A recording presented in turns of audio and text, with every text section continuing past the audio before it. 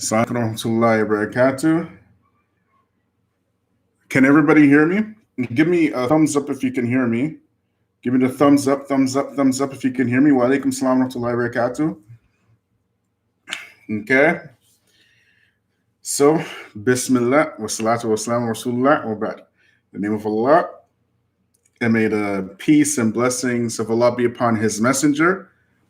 As to what follows, Assalamu alaikum wa rahmatullahi wa barakatuh. May the peace and the blessings of Allah be upon all of you. I greet you all in peace and love and serenity, no hate in my heart whatsoever.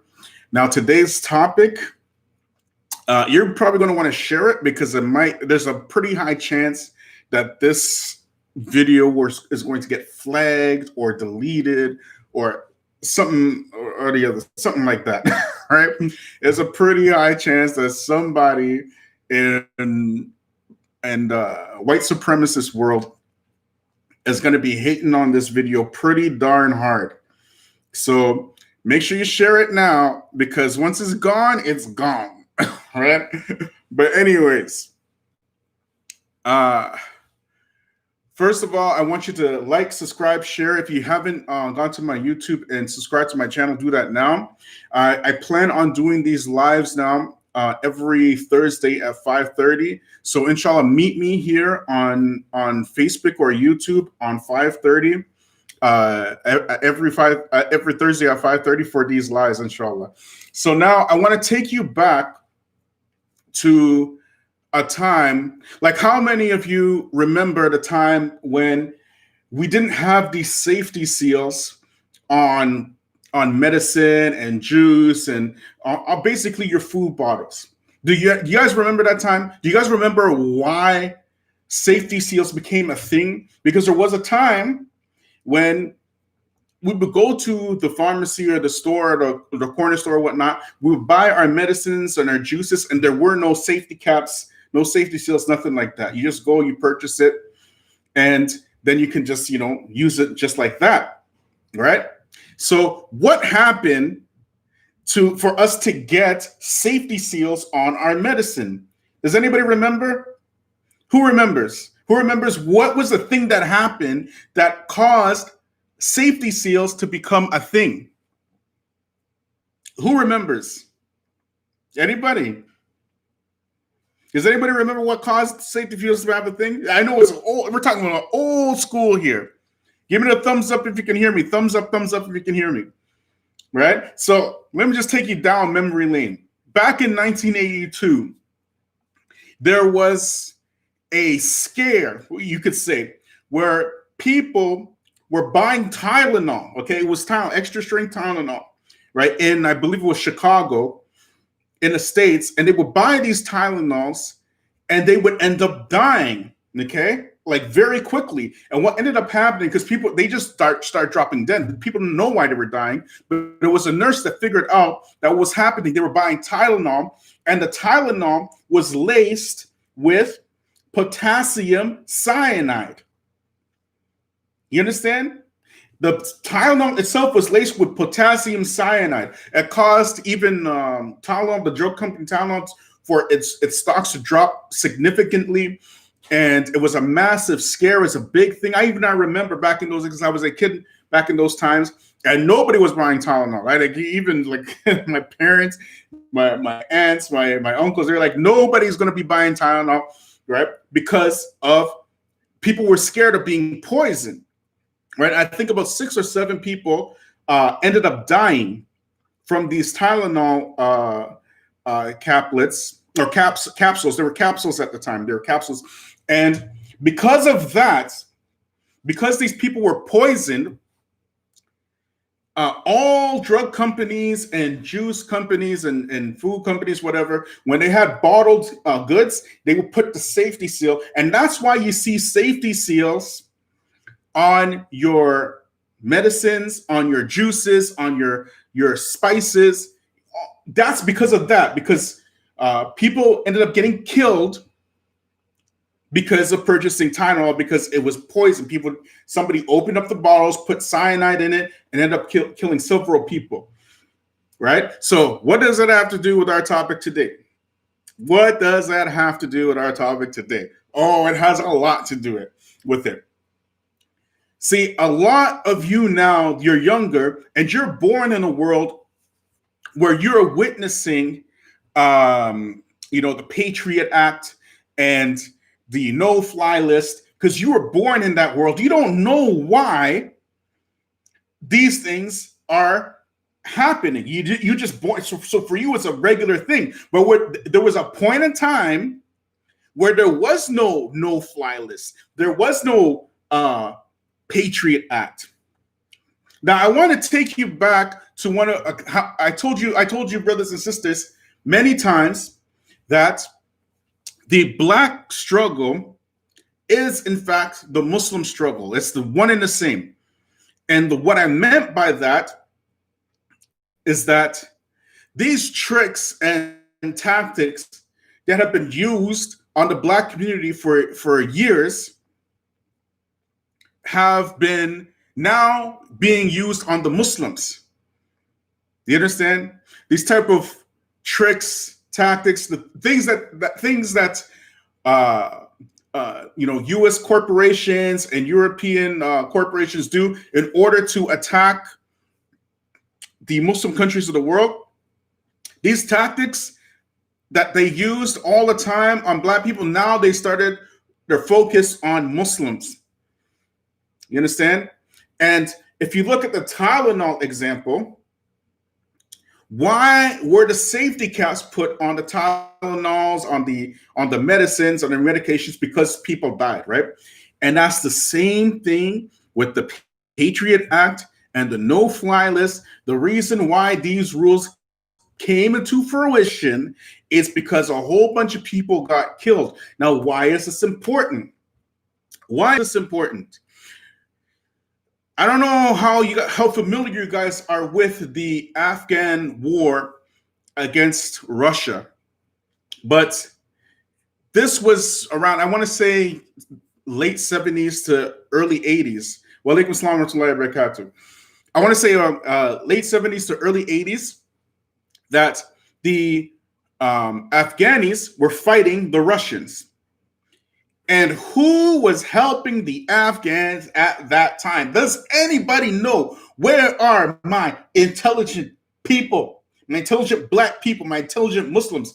Who was helping the Afghanis at the time of the Afghan-Russian war? Who was it?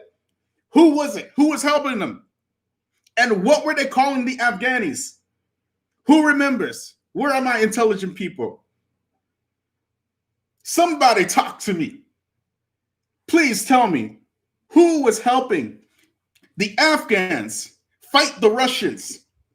Who was doing it? Who was arming them? Who was training them? Does anybody remember? Does anybody know? They chased the Russian out of there. Yes, the USA. Thank you, Sister Khadija. It was the USA. And it was the CIA who was training the Afghanis to fight the Russians. Yes, the United States. And who, might I ask, was the Saudi, that one Saudi, very popular Saudi that we all know, he's a household name today, that was Agent Osman, that was CIA trained. CIA trained, that the CIA called him a freedom fighter when he was fighting the Russians. Who was it? Who was it? Does anybody know? Where are my intelligent Black people? Where are my intelligent Muslims? Who was that Agent Osman? Does anybody know? Who was Agent Osman? Osama bin Laden. Thank you, Khadija. So now, when Osama bin Laden is fighting the Russians, he's a freedom fighter. He's a hero. He gets funded by the CIA.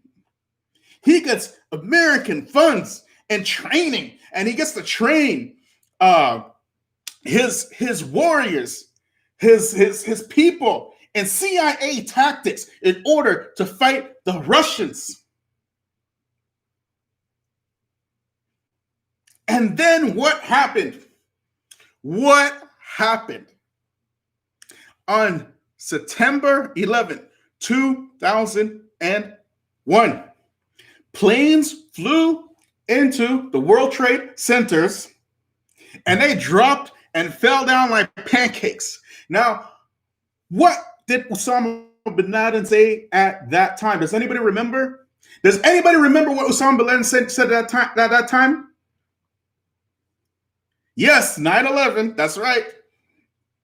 Did Osama bin Laden? Does Osama bin Laden take responsibility for that attack at that time? Yes or no? Yes or no? As a matter of fact, just a few months earlier, where was Osama bin Laden? Suspect number one. Exactly, no, he did not. Where was he? Just a few months earlier before those attacks. Where was he? He was in the United States getting medical treatment. But not only that, but not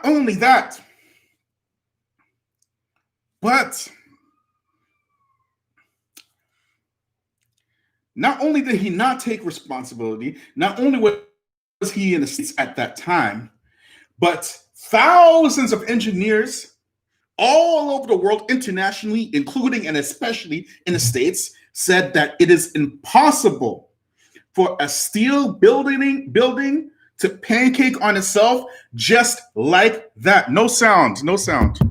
Okay, 1 second. No sound. Can you hear me now on YouTube? Can you hear me on YouTube? Give me the thumbs up if you can hear me. Give me the thumbs up. Oh, by the way, like, subscribe, share. You're going to want to share this one. Like I said, it's going to be deep. You're going to want to share this one.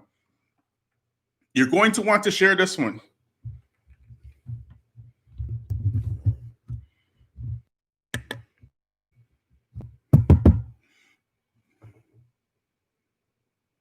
Okay, one can hear. Okay, give me the thumbs up if you can hear. This right here, you're going to want to share it because it's high chance it's going to be taken down. High chance it's going to be taken down. Okay? So, back to the subject at hand. And don't forget to hit me up on Patreon. Support your Black Muslim grassroots media. So now, back to the subject at hand. Okay? Engineers internationally, and especially in the States, said that it is impossible for these buildings to fall down like they did because of fire. They said this is an impossibility. This was a controlled what? A controlled what, people? A controlled what? A controlled demolition. Internationally, they said this was a controlled demolition. Now, why is that an issue? Why is that all these engineers saying that this is a controlled demolition now? And what does this have to do with manufacturing terrorism? It's very easy. You see, Osama bin Laden, he was a freedom fighter when he was fighting the Russians. But when they need an excuse to go and usurp resources from the Middle East, they need a boogeyman. Now he becomes a terrorist. You understand? What did Iraq have to do with 9/11? A whole bunch of nothing, correct? A whole bunch of nothing. But yet at the same time, millions of Iraqis have to die for 9/11.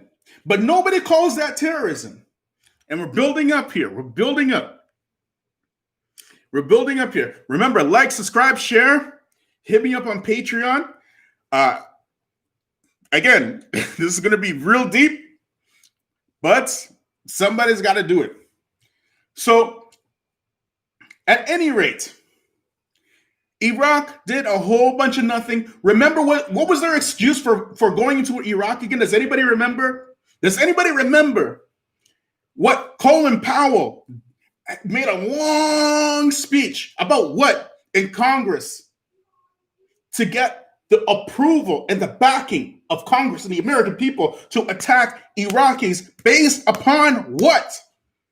Why did they go? Weapons of mass destruction. Thank you. Were there any? Were there any weapons of mass destruction? Yes or no? Exactly. WMDs, weapons of mass destruction. No, there were not any weapons of mass destruction. Period. Period. Now, mind you, these are the same people. These are the same people that habitually call Black people criminals. They made entire sciences. They made up entire sciences to prove the superiority of white people over Black people. And they made an entire science. Cesare Lombardi.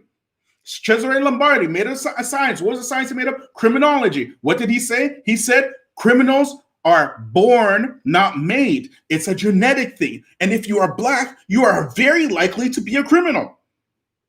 That's Cesare Lombardi. He's the one who made up the science of criminology. Anthropology, what were they doing? They were beheading thousands and thousands and thousands of Black Africans, ordering other Black Africans to boil and strip the skin off of the Black African skulls and drain the brains so they can take these skulls back to Europe and measure them and weigh them and show the world that these Black Africans are closer to apes and animals than they are to human beings.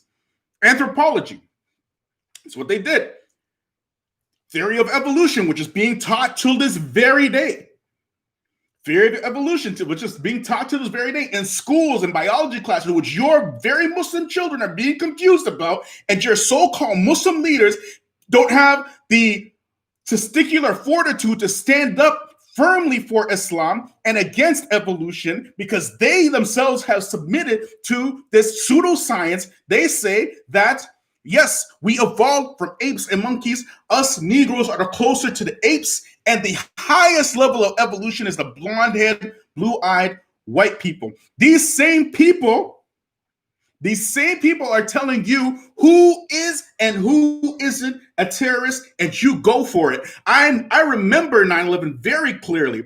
I remember how many hijabs came off, how many beards got shaved, how many thobes got put in the closet. And I remember very specifically, it was the Black convert that was holding it down during 9/11. It was a Black convert that still went to work in their thobe, in their abaya, in their hijab and whatnot. I went to work the next day after 9/11 in my thobe. I personally did that. Yes, it was the Black convert women that were seeing the brunt of the abuse outside in public because of 9/11, because they would not take off their ibayas and their niqabs and whatnot. Yes, I remember those. Now, don't think we forgot now. Don't think we forgot. But anyways,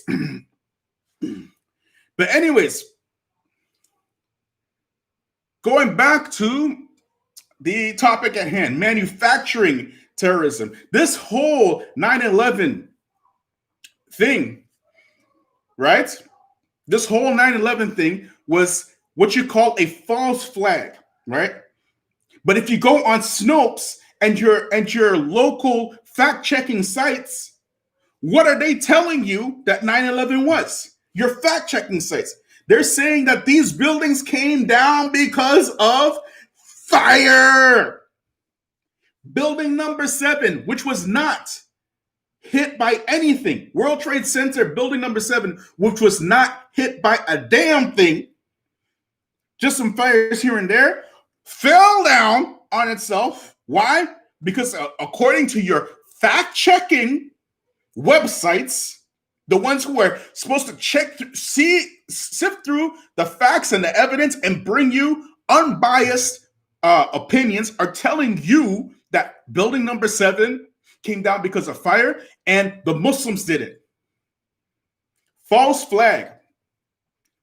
False flag. What you don't understand about these white supremacists, they've been practicing false flags since 1865, when they started accusing all kinds of black men of raping white women. What did I say the oldest terrorist organization on earth is? Does anybody remember? What is the oldest terrorist organization on earth? What is it? And still functioning. Where are my intelligent people at? The oldest terrorist organization still functioning today on earth. What is it?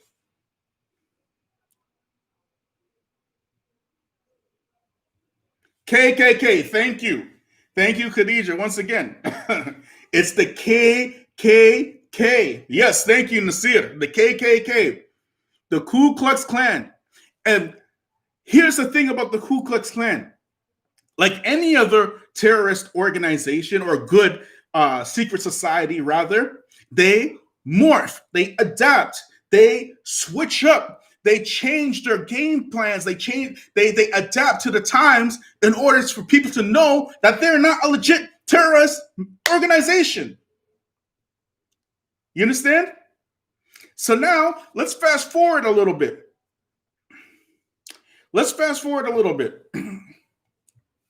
We have the United States going into Afghanistan, chasing Osama bin Laden, allegedly. We say allegedly here, right? Because one day he's a freedom fighter, he's their friend, and the next day he's a terrorist.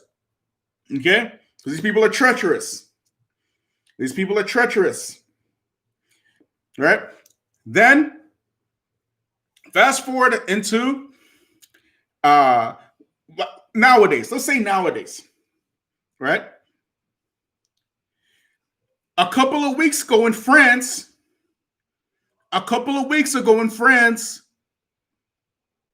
a man beheaded a teacher, right? 9/11 brought you the Patriot Act. 9/11 brought you no-fly list. 9/11 brought you the DHS. 9/11 brought you, the security at the airports and whatnot. That all this 9/11 brought you.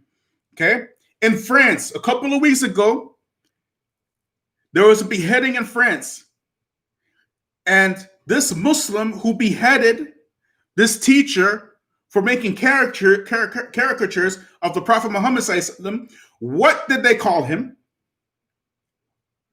Called him a terrorist, right? For this one unilateral act,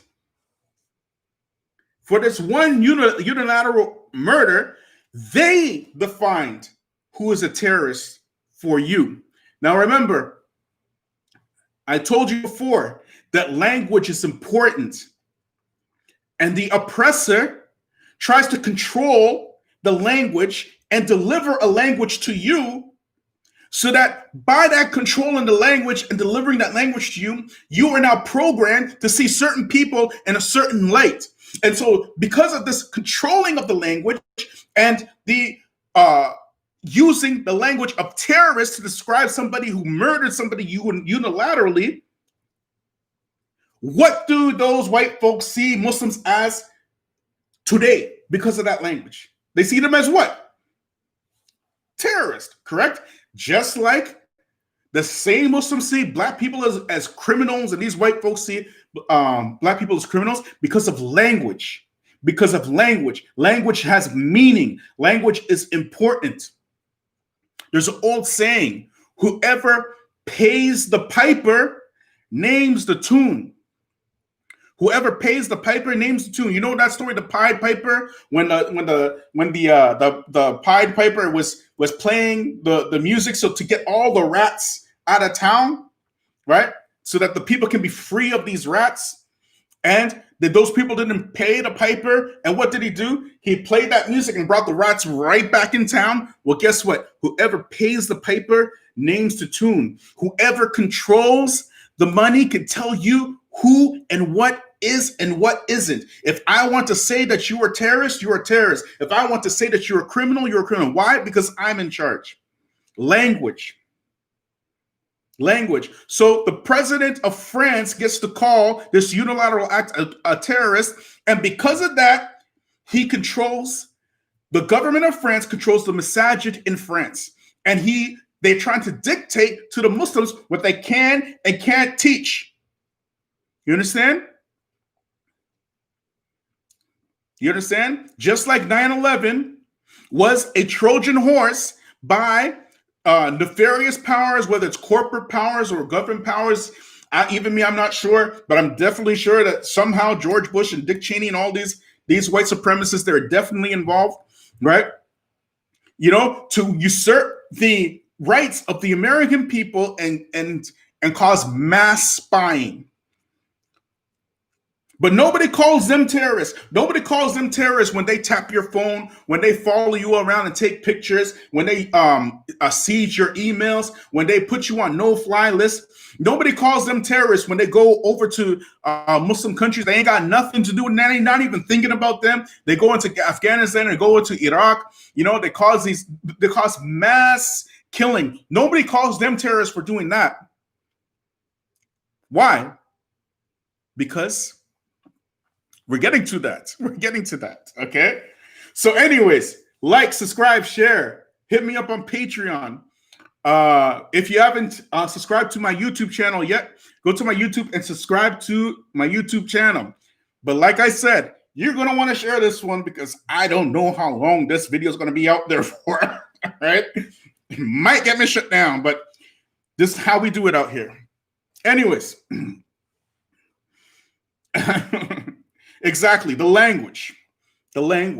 So now, just a few weeks later,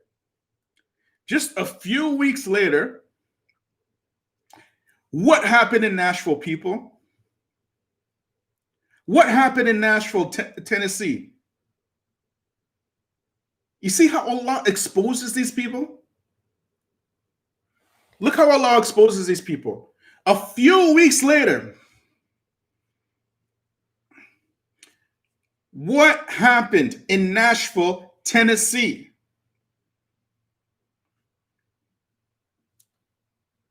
Does anybody remember? This is recent. A few weeks later, there was a bombing.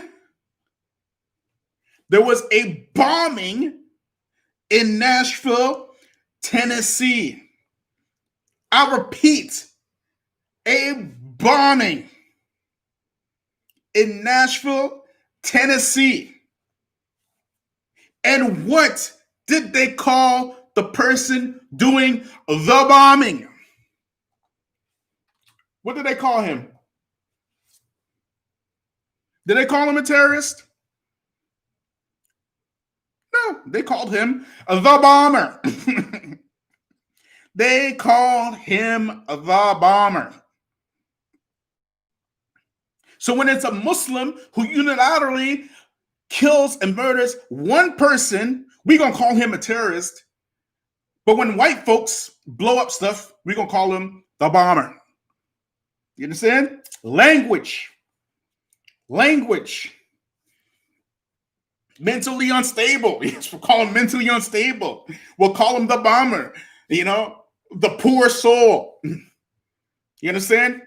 Now, last week, January 6th, see how Allah exposes these devils. Look how Allah exposing now these devils. And if you ain't with the program by now, if you ain't with the program by now, then you deserve all the misguidance that Allah puts on you. Because Allah is exposing these people left, right, and center. January 6th, President Trump ordered what? His followers to do what? To go into Congress and stop Joe Biden from being inaugurated. Right?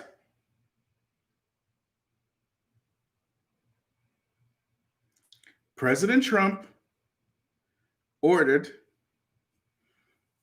his people to go into Congress and stop Joe Biden from being inaugurated. And what did the media call those people then? What did they call them? Protesters? No. Did they call them rioters? No. What did they call them, Black people? What did they call them? My intelligent Muslims. Terrorists. Thank you.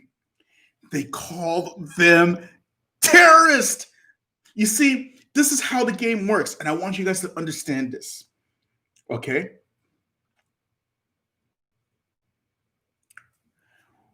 When Black people are getting killed by cops, they don't call it terrorism. When Black people are getting killed by starvation and food deserts, they don't call it terrorism. When Black people are dying from this fake war on drugs by the U.S.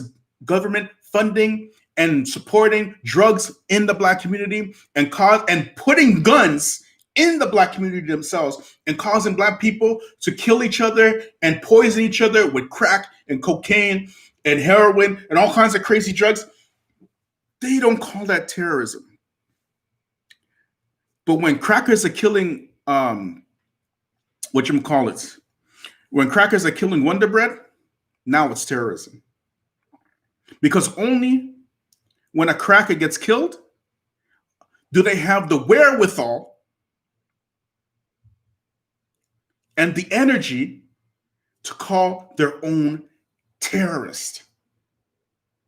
And that's how the game works. That's how white supremacy works. You understand?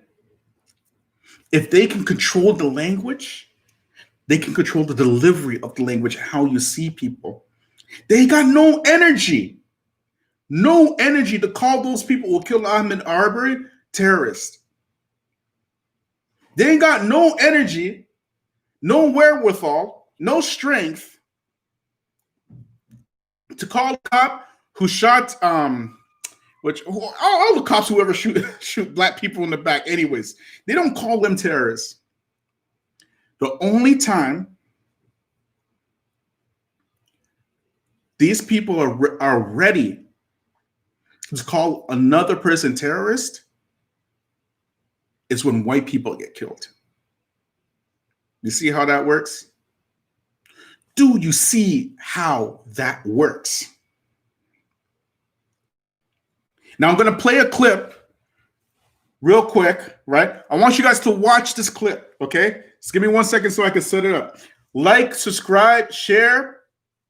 Hit me up on Patreon. Support your Black Muslim media, your Black Muslim grassroots media. Like, subscribe, share. You're going to want to share this one. Let me play this. Let me set it up for you, okay?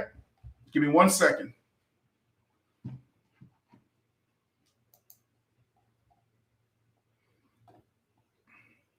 Battery 100%. Up until this day, the KKK gets full reign to run in America without any repercussions. And like I say, all they do is rebrand. They just morph and change. That's it. Connected to LAPT, OP8, 2V6, KK, and 7.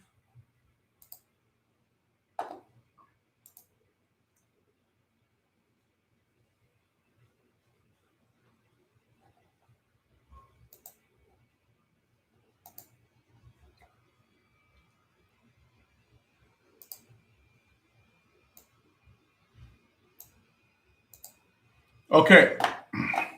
So we're going to watch this clip. Hope you guys can see.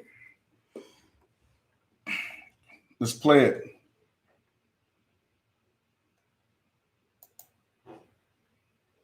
Tonight, this will be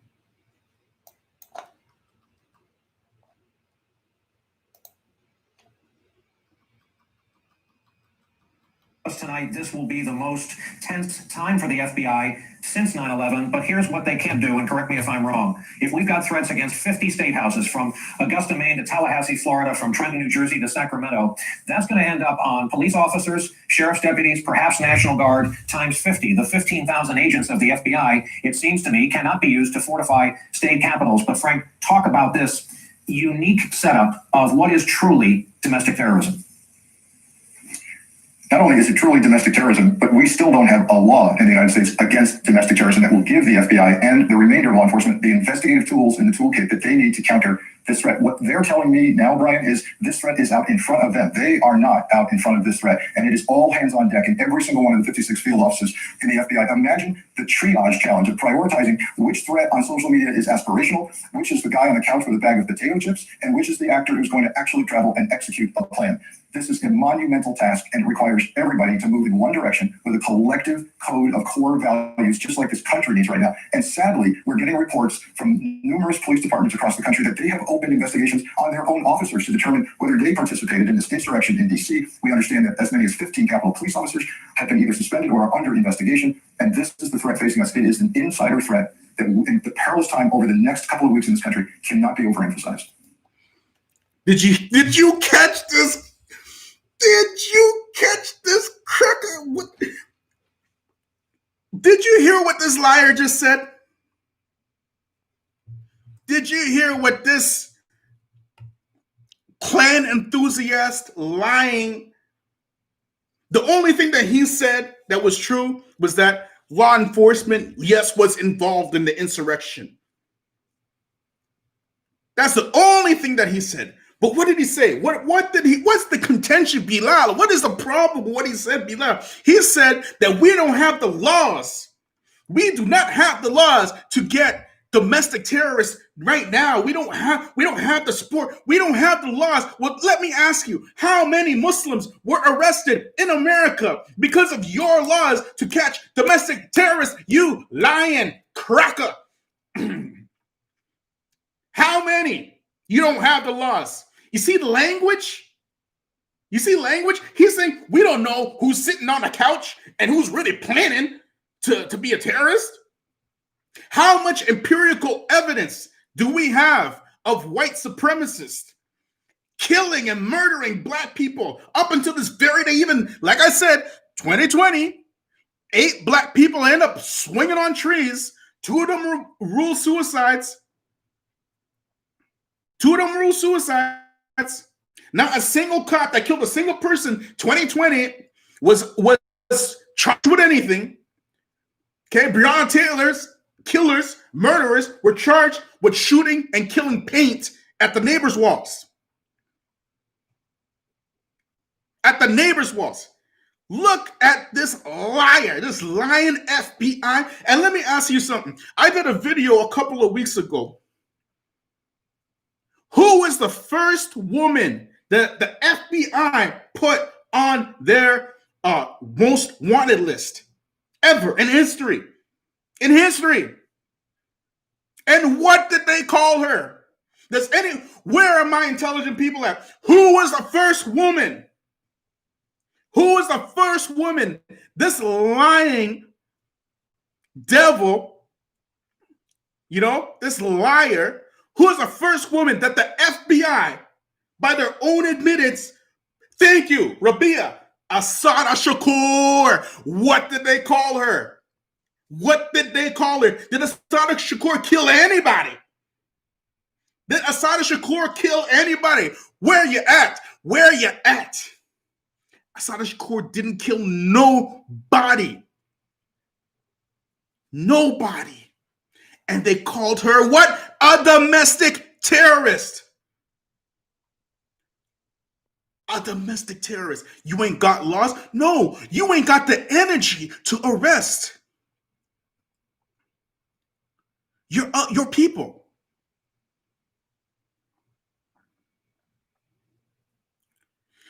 You ain't got the energy to arrest your people. And the reason why you ain't got the energy to arrest your people is because, like you said, you finding your own law enforcement people down in that insurrection, you finding out that a lot of them, a lot of your brothers was down with that terrorist act. That's why. You lying. These people are so devilish. They put Assad al-Shakur on the most wanted list, telling the world that she's dangerous, a dangerous domestic terrorist. But they don't have laws for domestic terrorism? They don't? What? What? See, y'all, excuse me, the problem with some of y'all is that anything white folks tell you, you want to believe it. Hook, line, and sinker. This guy just lying. He's lying. Just lying. And the other point that he said, excuse me, the other point that he said was that law enforcement, I don't know if you guys saw, but it wasn't just cops. It was special ops, Army, Navy, ex-military. One lady, she's what you call it? She's what's the one with the psychological operations? She's one of those people. All kinds of people. These people ain't messing around. There's black people who are slow. There's black people who let everybody tell them, you know, oh, go this way, they go this, go that way, they go that. There's black people who are very slow to unite with each other and wake up and smell the coffee. You know what I mean? They don't got the energy to arrest their own. Imagine how much it hurt them. Because they ain't got no problem calling you a terrorist and putting you on blast for some unilateral action in France. And some of you slow Muslims, you just go for it. Like, oh, do you believe in terrorism? Do you believe in extremism? Look, let me tell you something, man. The next time one of these people ask you, what about extremism? You say, yes, I'm very against extremism and terrorism. And I do believe that George Bush and Donald Rumsfeld should be arrested immediately for terrorism. They say, and if they ask you, no, I don't mean that. I don't mean the white folks. I don't mean the white folks. What I mean is Islamic terrorism. Oh, yes, I'm against that too. I'm very against the American government funding all these proxy groups all over the world, like Al-Qaeda and ISIS. You know the U.S. government, they caught selling weapons to ISIS. They got caught selling. Listen. That's what you need to tell them. That's what you need to tell them. Every terrorist organization that is known to be a terrorist organization has some direct beeline to American money. A triple on that. America got caught selling weapons to ISIS. Yes, fool. And you out here talking about Islamic terrorism when Islamic terrorism is heavily funded by American dollars.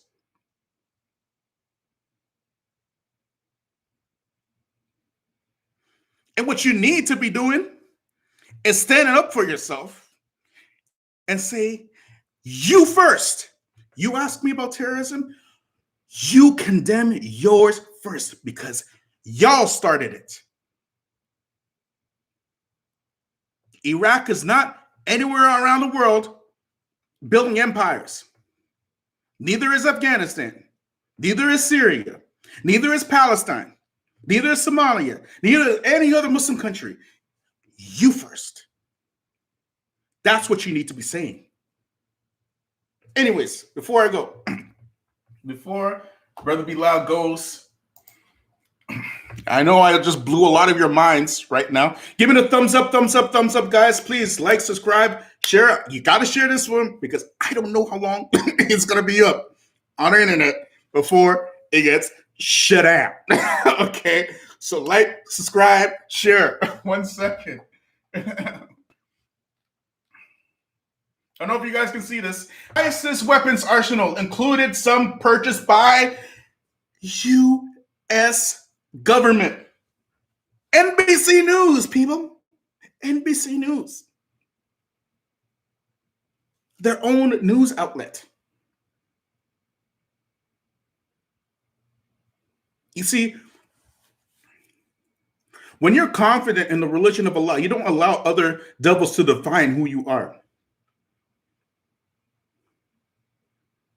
I strongly suggest you guys read Surat al-Kahf, the people of the cave, and what they had to go through in order to keep their religion. We're like in the times of Surat al-Kahf, where people will kill you just for your mouth only. You understand? Like, subscribe, share. Let me read this for you. Some weapons bought by U.S. military in 2015 ended up in the hands of Islamic State fighters within 2 months, according to a report released.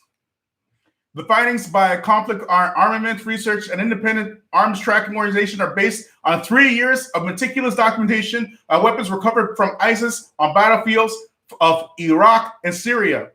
CAR used serial numbers or key markings of weapons to trace them back to the origin and try to piece together how they were obtained by militants.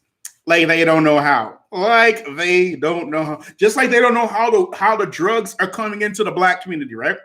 We don't know how it's going there. I don't know how these Negroes are getting all this drug, all this cocaine, all this crack. We don't know. Bill Clinton, I don't know. You remember Bill Clinton? I did not have sexual relations with that woman. Remember him? Yeah, he didn't know how crack was coming in the black community either.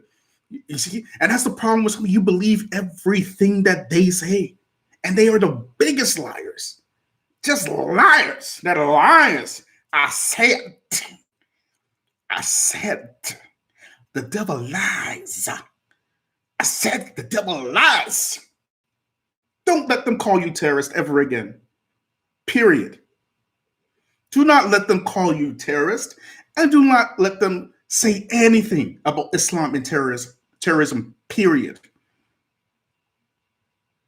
You need to stand up for yourself. And black people, as long as you're listening to your butter biscuit imams and all these people, all these kumbaya imams and whatnot, you're always going to be on the bottom.